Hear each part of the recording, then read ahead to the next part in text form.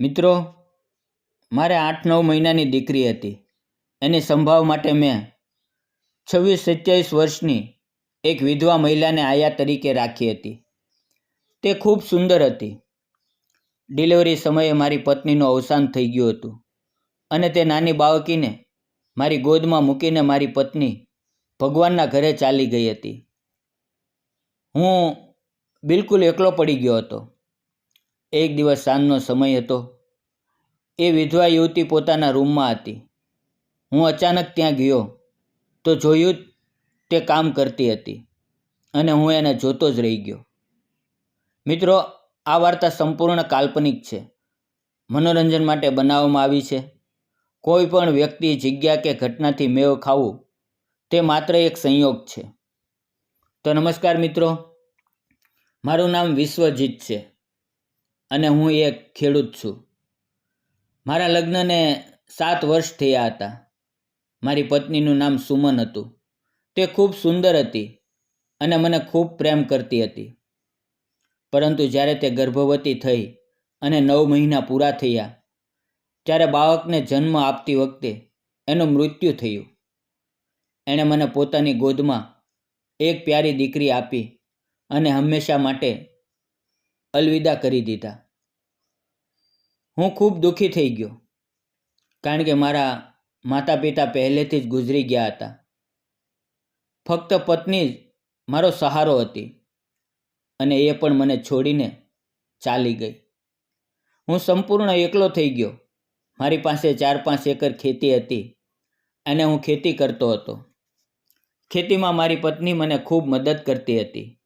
તે ખૂબ જ મહેનતુ હતી, પરંતુ કિસ્મતને અમારું આ સુખ સ્વીકાર્ય નહોતું.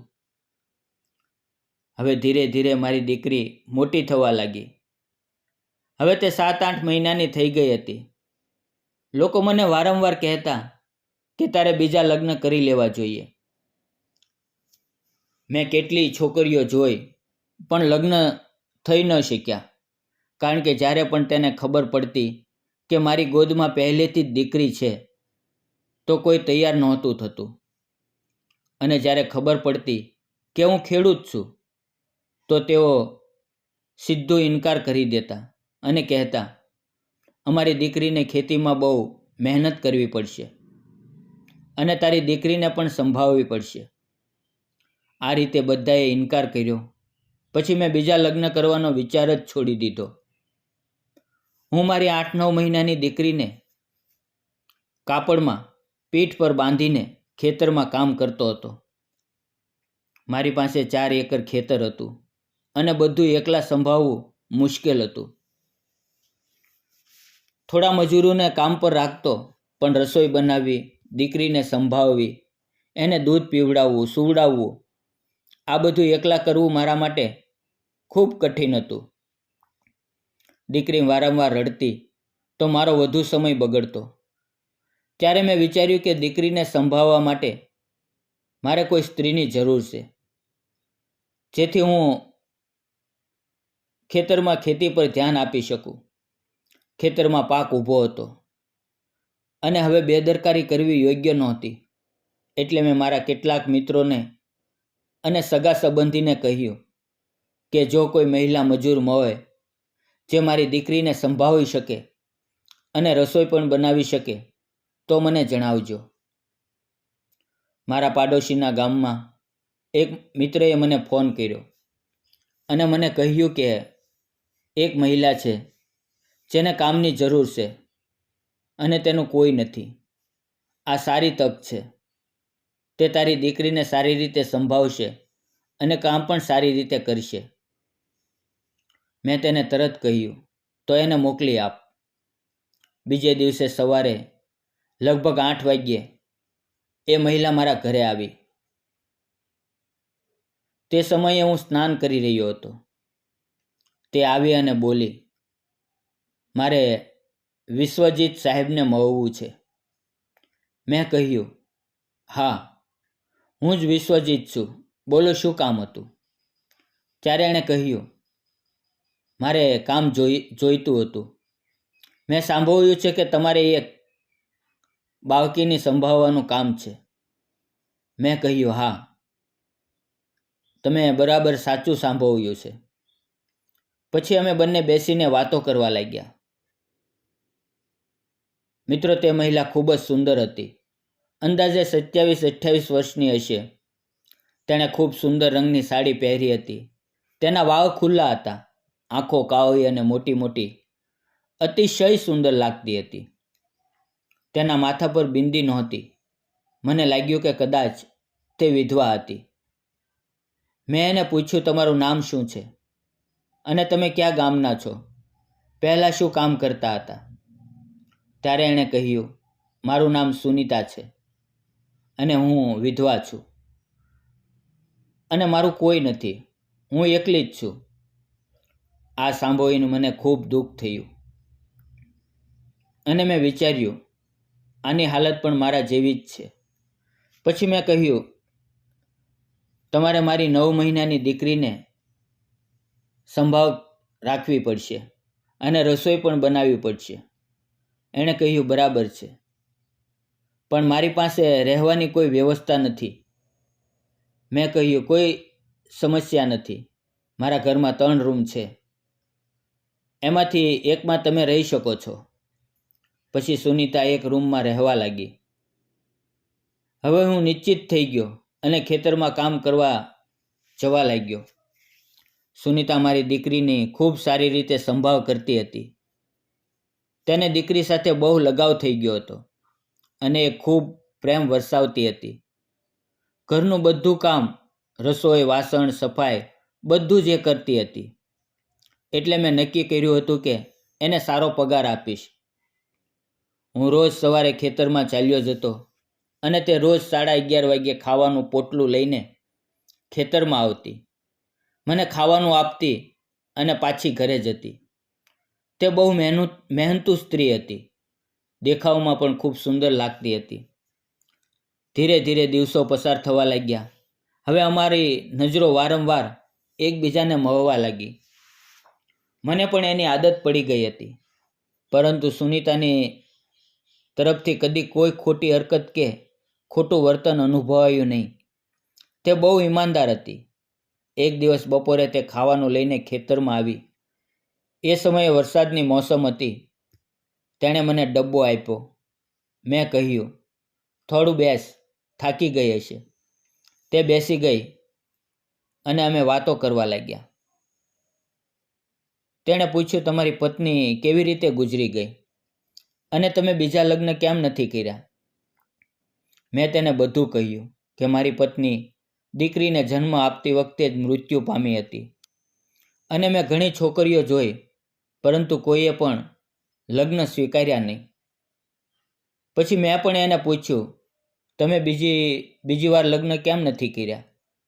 તેણે કહ્યું, હું ગરીબ છું, મારું કોઈ ઘર ઘાટ નથી અને મારી હાલત જોઈને કોઈ મારી સાથે લગ્ન નહીં કરે.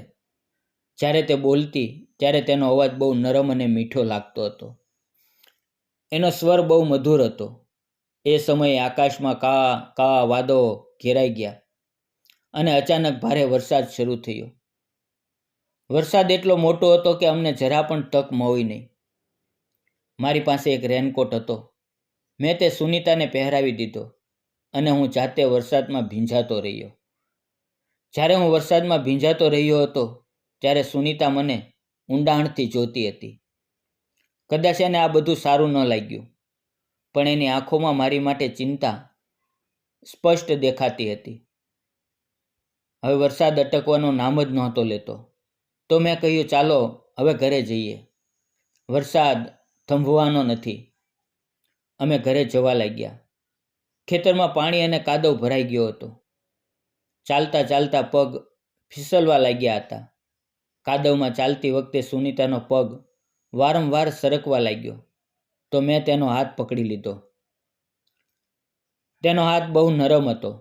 આ દરમિયાન તે બહુ શરમાઈ ગઈ. ધીરે ધીરે ચાલતા ચાલતા અમે ઘરે આવી ગયા. ઘરના આંગણે આવીને એ પથ્થર પર બેઠી અને પોતાના કાદવ ભરેલા પગ ધોઈ નાખ્યા. હું પણ કપડાં બદલી રહ્યો હતો. એ દરમિયાન મારી દીકરી રડવા લાગી. હું સીધો સુનીતાના રૂમમાં ગયો. તે ઊભી હતી. મારી નજર એના પર પડી. અમારી આંખો મોવાઈ ગઈ. હું એને જોતો જ રહી ગયો. સુનીતા શરમાઈ ગઈ એટલે મેં તરત કહ્યું, સોરી. દીકરી રડી રહી હતી એટલે અંદર આવ્યો.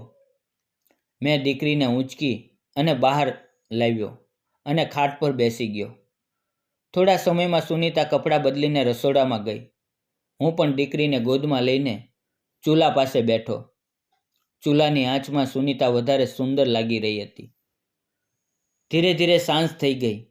સુનીતાએ ખાવાનું બનાવ્યું. અમે સાથે બેઠા અને ખાવાનું લીધું.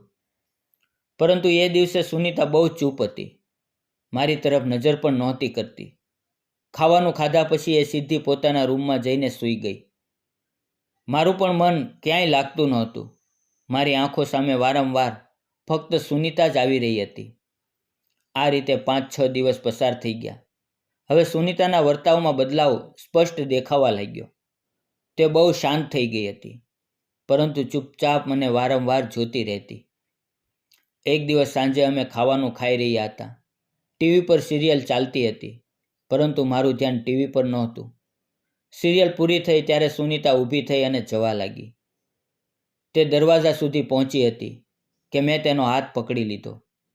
એણે મારી તરફ જોયું, પરંતુ એની નજરો ઝૂકેલી હતી. મેં એને ધીમેથી પોતાની તરફ ખેંચી લીધી અને ખાટ પર બેસાડી દીધી.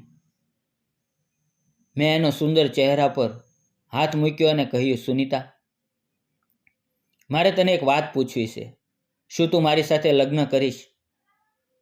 તારી પાસે પણ કોઈ નથી, મારી પાસે પણ કોઈ નથી. તને પણ સહારાની જરૂર છે અને મને પણ. ચાલ આપણે જીવનસાથી બનીને પૂરી જિંદગી સાથે જીવીએ. આ સાંભળી સુનીતાની આંખોમાં આંસુ આવી ગયા. એણે મને ગળે લગાડી લીધો અને ફફડીને રડવા લાગી. એણે કહ્યું, તમે પણ મારી બહુ કાળજી રાખો છો. જ્યારથી હું અહીંયા આવી છું, તમે મને સન્માન આપ્યું, આદર આપ્યો અને સહારો આપ્યો. મેં એની આંખોના આંસુ પોચા કર્યા. હવે અમારા વચ્ચે એક ગાઢ સંબંધ બંધાઈ ગયો. પછી એક દિવસ અમે કોર્ટમાં ગયા અને કોર્ટ મેરેજ કરી લીધી. હવે સુનીતા મારી દીકરીને પોતાની દીકરીની જેમ સંભાળે છે. મારી પૂરી કાળજી લે છે. ઘરના બધા કામ કરે છે અને ક્યારેક ખેતરમાં પણ મને મદદ કરે છે. હવે અમે ત્રણેય મળીને ખૂબ ખુશહાલ જીવન જીવી રહ્યા છીએ. અને મિત્રો, એક મોટી ખુશખબરી એ છે કે સુનીતા હવે ગર્ભવતી છે. એ બહુ ખુશ છે અને એની આંખોમાં માતૃત્વની મીઠાશ ઝળકી રહી છે. તો મિત્રો, અમે લગ્ન કરી લીધા. હવે તમે કહો કે અમે સાચું કર્યું કે ખોટું? જીવને મારું બધું છીનવી લીધું હતું. પત્નીનો સહારો, સ્નેહ, પરંતુ એક અજાણી સ્ત્રીએ, જે ખુદ પણ તૂટી ગઈ હતી, એણે મારી દીકરીને માતાનો પ્રેમ આપ્યો અને મને ફરીથી જીવવાનું શીખવાડ્યું. મિત્રો, સંબંધો ક્યારેય જન્મથી બને છે અને ક્યારેક પ્રેમથી. તો મિત્રો, આ વાર્તા તમને કેવી લાગી? જો સારી લાગી હોય તો ચેનલને લાઇક, શેર અને સબસ્ક્રાઈબ કરવાનું ભૂલશો નહીં. ફરી મળશું આવતીકાલે એક નવી વાર્તાની અંદર. ત્યાં સુધી આવજો. વિડીયો જોવા બદલ આપ સૌ મિત્રોનો દિલથી ધન્યવાદ મિત્રો.